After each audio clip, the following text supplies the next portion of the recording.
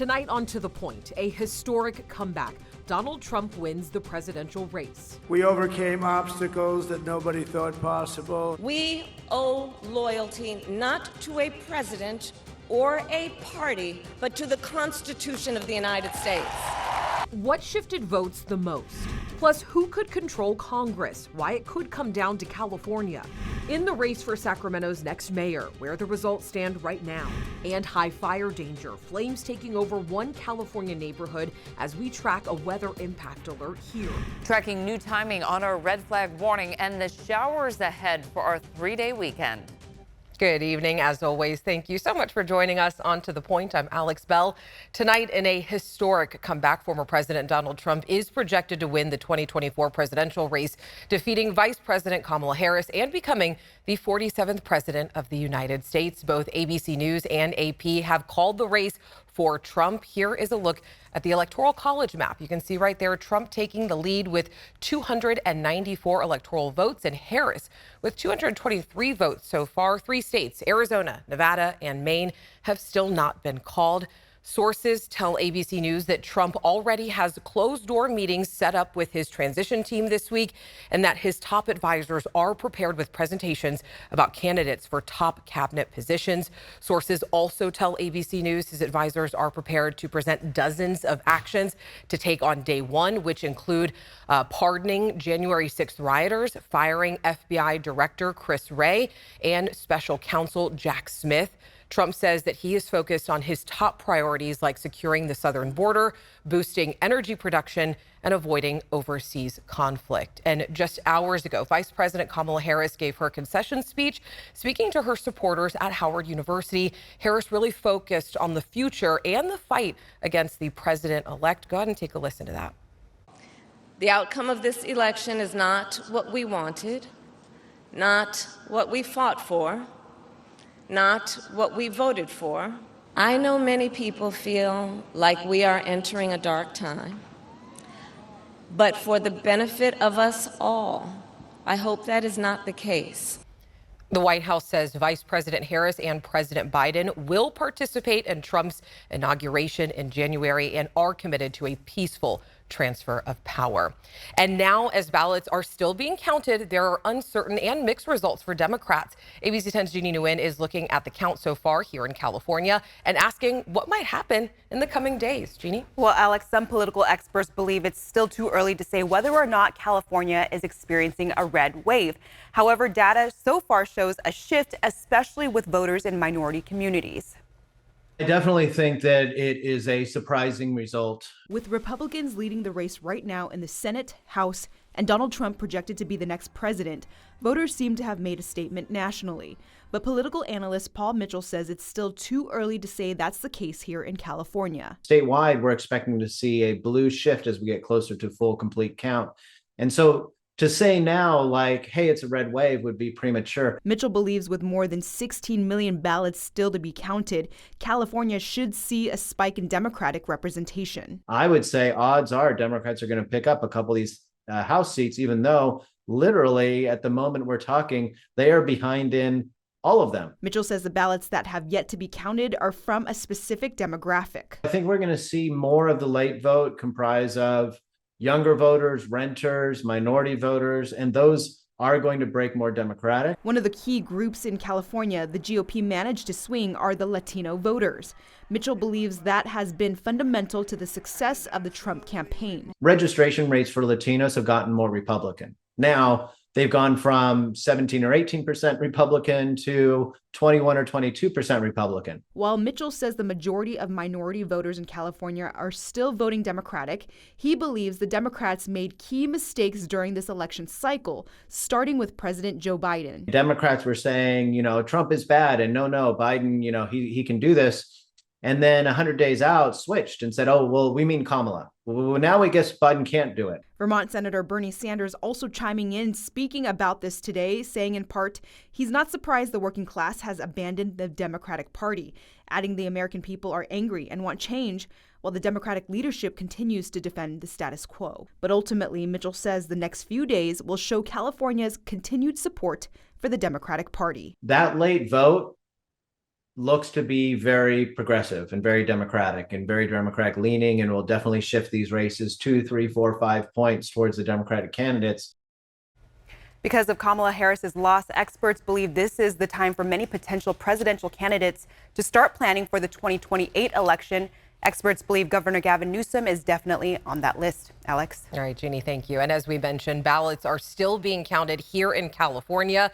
In Sacramento County, big races still have not been called. The county says there are hundreds of thousands of ballots still left to process. As of the end of election night, they were sitting at about 35% voter turnout and expect that number to be close to 80% once all is said and done. Ballots left to count include those that were, of course, mailed in or dropped off at those drop boxes. On Tuesday night, results will be released on Friday and Tuesdays until the election is certified. Now, one major race is the race for Sacramento's next mayor. Take a look at the results already in. Dr. Flo Kofer and Assemblymember Kevin McCarty are facing off for this seat, and McCarty is leading with 55% of the votes. Even though that she's trailing behind by nearly 8,700 votes, Kofer says that she is feeling optimistic. ABC 10's Becca Hobegger joins us in studio to explain why. Yeah, Alex, you recall the March primary when on that election night, Kofer was last among the 4 frontrunners. And as ballots continued to be counted in the following days, within a week, Kofer had jumped to first place. On election night, ABC 10 was at both Sacramento mayoral candidates' watch parties. Dr. Flo Kofer told her supporters she's confident she'll pull ahead in the coming days. And indeed, results were updated 4 times throughout the night, and with each update, Kofer made small gains in her share of the vote. We have our first round of results, and we are cautiously optimistic because we all remember what happened in March, right? And I'm gonna tell you one more time, I know my people. And we are not the early voting type. My people were in line at 7:59, going, today's the day. At his watch party, Kevin McCarty thanked his supporters and told them he's cautiously optimistic, but he knows this race is still too close to call. There's going to be a couple more weeks, so we're up to a slight lead out of the gate, but it's super early. Most importantly, people had a chance to vote. I'm glad that I had an opportunity to talk to voters for a year and a half. Every vote counts. They always say that, but it does. I mean, the primary, I got in second place by roughly 200 votes. I have a friend who ran for Congress from the legislature. He won his election by 3 votes. Sacramento County plans on releasing its next batch of results by 4:15 on Friday.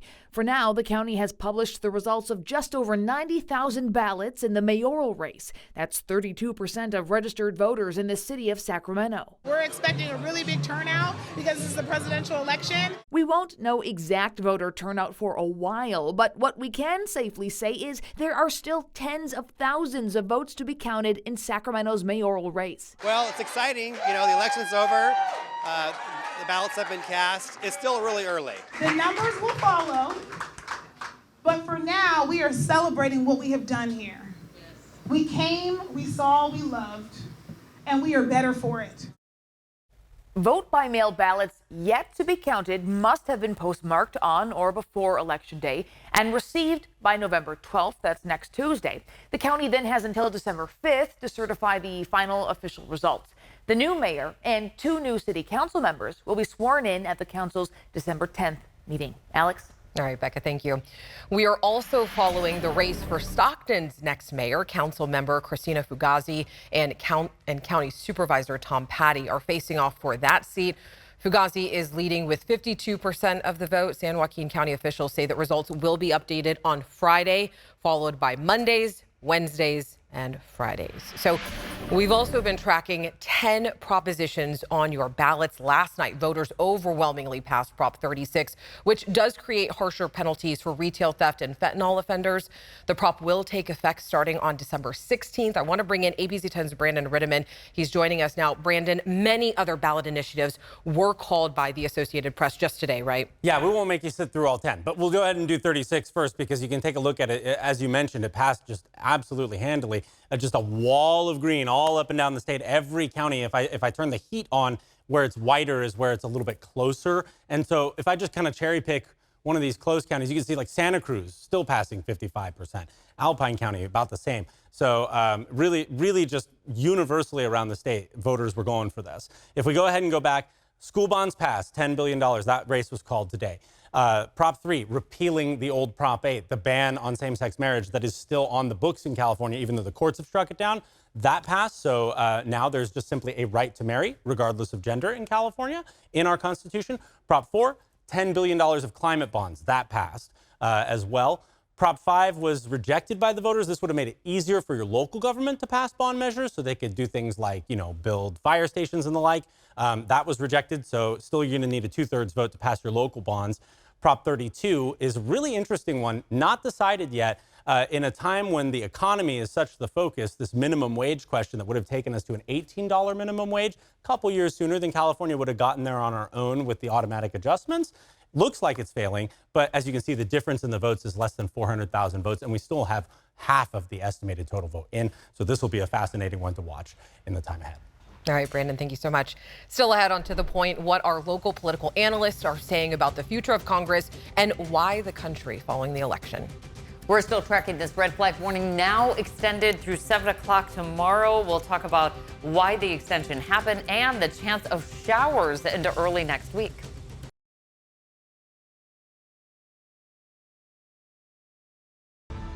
In the wildfire fight tonight, strong winds are increasing the fire danger. This is the mountain fire burning right now in Ventura County. The fast-moving fire has destroyed homes and forced thousands to evacuate. CAL FIRE says more than 10,000 acres have been burned with no containment.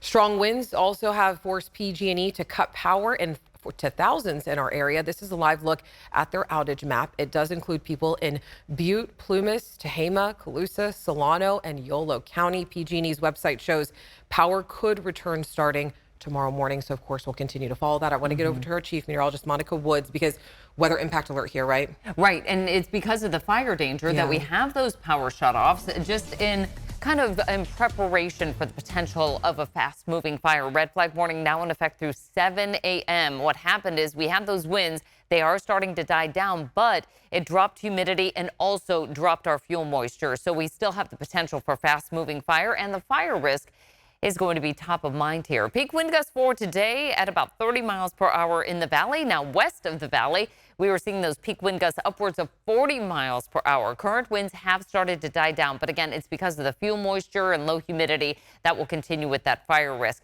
As we head into the weekend, which is a 3-day weekend, we start to focus on this band of rain and snow moving closer to the coast, and it does appear in our 10-day forecast. Highs in the 50s tomorrow for the Sierra, with 60s to near 70 in the foothills. Highs across the coast are in the 70s, and we'll still see 70s inland, but it's going to be a chilly start to the day with readings in the 30s and 40s. So grab that extra cup of coffee as you head into that Thursday morning commute. Highs will stay in the 50s for the mountain forecast, but we bring in that chance of snow. For the foothills, we'll find areas of rain developing on Monday as well as towards the coast. Highs will drop out of the 70s and into the 60s. So a chilly Veterans Day on tap as well.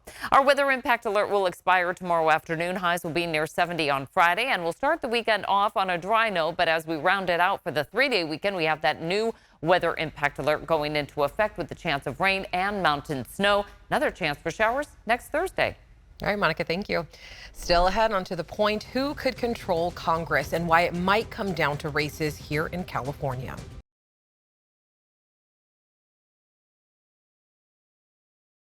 Welcome back. Tonight, we are continuing to track the results from the election.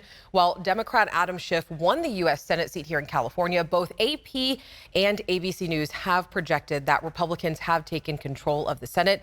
It is the first time in 4 years that Republicans have taken the Senate majority. And control of the House is still up in the air, though. 3 California races we are closely watching could have a say in deciding if Republicans or Democrats will have the majority. So let's go and take a look at those results that we have in so far. First, First, in U.S. House District 3, Republican incumbent Kevin Kiley has been elected to another term. He has 58% of the vote, holding off Democratic challenger Jessica Morse. Let's go ahead and go to District 9. This U.S. House race, Stockton Mayor Kevin Lincoln is currently trailing Democrat Josh Harder. Right now, Lincoln with 49% of the vote, Harder with 51. This race still remains a little too close to call, so we'll be following that. And then in U.S. House District 13, which is a rematch of the closest congressional race of 2022, Republican incumbent John Duarte has 51% of the vote. Adam Gray there, you see, with 49% of the vote. I do want to get to our political strategist, though. Right now, we have Tamika Hamilton back with us once again. She did get some sleep. Well, a little bit, right? A little bit. And we have our Democrat here, Roger Salazar. Thank you both so much for being here. No problem. Look, as we wait to, continue to track these House races to be called, I do want to talk about the balance of power here. Tamika, I'm going to start with you. With a Republican-controlled Senate, possibly a Republican-controlled House, and then a conservative majority Supreme Court, what happens to the concept of checks and balances at this point? I am very optimistic that the promise of having those checks and balances and the promise of people coming together or working across the aisle is going to happen, regardless of how the House races pan out. And so I think it's just really important for us to, again, look at the reality of things, and the voters want that. So I think it will happen. And what about for you? Yeah, I know, and I think it's very important for us. Again, we're going to keep an eye on those House races, especially those ones here in the Valley here in California. But we really, again, for Democrats, I think it's going to be important for them to get as close as they can in the House. Even if you've got a 1 or 2 vote margin, you're able to peel off a couple of moderate Republicans to keep those checks and balances in place, because you do want to be able to make sure that that he just doesn't run roughshod. I mean, you want to be able to have a president who's also going to take into account you want a little bit of breaks on those sorts of things, at least from the Democratic perspective. And my next question, Roger, I want to start with you. I do want to talk about the economy. We know that this was, if not the biggest issue that brought voters out, the top issue. We saw it spike this morning. What do you think the economy is going to look like moving forward from here on out? Well, look, again, I think the Biden and Harris administration have done a good job, of setting this economy up to get to the point where it's starting to spike now. They unfortunately did not do a good job of telling people and translating that and talking to voters about the issues that they care about the most. So I think the economy is going to do fine for the time being. Now, what Trump does with it, if he decides to go the tariff path, that's going to change the economy overall and could end up hurting people. So hopefully he doesn't go that route. But you don't think the Democratic voters heard? No, they didn't. And I think we did. We as Democrats did not do a very good job of talking to people about bread and butter issues. And we got to figure out a better way to talk to working class voters about the types of things that they care about, rather than talking about ancillary issues. Tamika, what do you think the economy is going to look like in the future? If it's anything like the Trump presidency, I think that it's going to be more positive. I mean, just like we talked about the bread and butter issues in the last segment, it's just so important that, again, we get back to the reality of things, and that was the reason why Donald Trump, that's one of the major reasons why he won the election, because of that nostalgia, thinking about, the fact that eggs and gas and all those things weren't, triple the price it is today. So I'm really confident that they'll do everything they can to put money back in people's pockets. And I have another question I want to ask both of you. Tamika, I want to start with you. Donald Trump has promised sweeping action in this second administration, including proposed tariffs of 10 to 20% on foreign goods. How do you think that this could play a role in the future of the economy? Well, again, it goes back to, people having confidence that, him being a businessman and him going, bringing the economy to the place that was back 4 years ago. I think that with that, plus taxes, tax cuts for the middle class, no taxes on tips, they're pretty optimistic that he'll be able to do that. Again, that's why he was able to get elected this term. Yeah, and I just think that tariffs are a terrible idea. I think, again, there's a time and place for tariffs, but if that's going to be your economic starter, I just don't think that's going to work. I think it's going to, those tariffs are not, I think Donald Trump thinks that tariffs are things that, that other countries pay. It's the people who purchase things here that pay them, and they pass that cost on to the consumer, so goods are going to be higher. So, again, from my perspective, it's just it's a bad approach. Yeah, I mean, everything's not a one-stop shop. I think that at the end of the day, there's going to be a combination of things that are necessary to bring us back to the place that we were a couple of years ago and people feeling confident. So again, I think it's really important to just like see the future and think that it's a possibility that American people are going to be satisfied. Appreciate you both. We got to go. My producer's telling me in my ear, but thank you so much. Stay with us. I have some final thoughts after the break.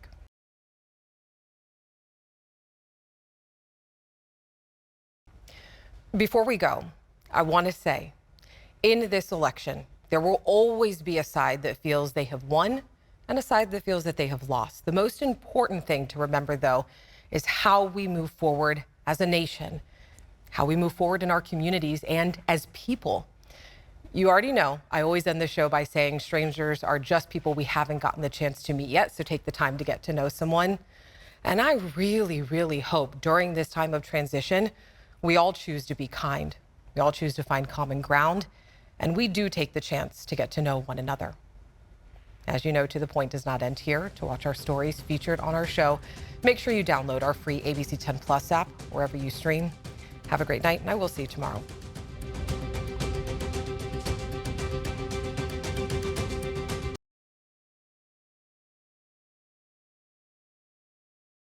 Hey, it's Alex. I just wanted to say thank you so much for watching. The To The Point team and I love hearing from you, and I hope that you'll stay in touch. And don't forget, you can always email me and the team at tothepoint@abc10.com, or you can even send us a text message at 916-321-3310. Thanks for watching ABC 10 Plus. And now that you're here, why don't we take a look around and see what else is here? The very first tile on your left is always going to be streaming 24/7. You can find us adjacent to that, breaking news if it's there. And then right next to that, a replay of the most recent newscast. Whether it's ABC 10 Morning News at 5, 6, or beyond, it's going to be there. The forecast beyond that, and then right beyond that, the news that matters the most. Now that you know the basic tiles, let's go up to the top and take a deeper dive into news. We have every single newscast that you would need, including To The Point with Alex Bell, taking a deeper dive into the issues. Beyond that, ABC 10 Morning News at 5 and 6 and 11, the evening shows as well. Below that, you can watch the top stories from To The Point. Under that, Dollars and Cents, where you can learn how to navigate this challenging economy. And below that, you can watch our award-winning ABC 10 Special Investigations, where we hold the powerful accountable. Going into weather, look, it's the 10-day forecast, getting you ready for the weekend and beyond. Beyond that, sports. I know you care about the Sacramento Kings. We have the most comprehensive guide to anything, everything Kings in the locker room and on the court. We have it. Below that, I know you care about the San Francisco 49ers. We can't mention Bay Sports without talking about the Oakland A's. We have that too. What's super exciting, I know you care about high school sports. You'll never find a more comprehensive guide and team dedicated to high school sports. Backing out again, come up to the top and join me on Verify. I'm super excited about this. Our experts are checking the facts, verifying the truth for you. Jump up now to shows. Very excited about this. Oh, look. It's Take a Look. This is my show. I love movies, and if you love movies or streaming shows, whether it's on screens this big, or this big, it's Take a Look.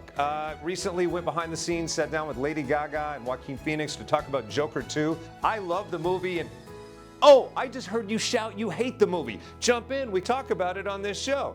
Other shows, Bartell's Backroads, go up and down the state of California, tank of gas getaways, one fuel cell getaway, like places like the Toy Museum. This is what kids did before they had screens. Over here, the Moaning Caverns of Calaveras County, one of the most coveted caves in all of California. You know, watching this show, I discovered there's a cave that could fit the entire Statue of Liberty in your own backyard. You'll find about that and more with Bartell's Backroads. Down below that, To The Point. It is one of my favorite newscasts because they talk about news with Alex Bell the way you talk about news. It's conversational, but in-depth at the same time. Below that, Your California Life. Love this show. Whether it's entertainment, food, beverage, lifestyle, it's there. Desiree Shepherd hosts and does an amazing job. So there you have it. It's ABC 10 Plus, the app. What do you need? We heard you and we got it. Thanks for watching. Thanks for streaming.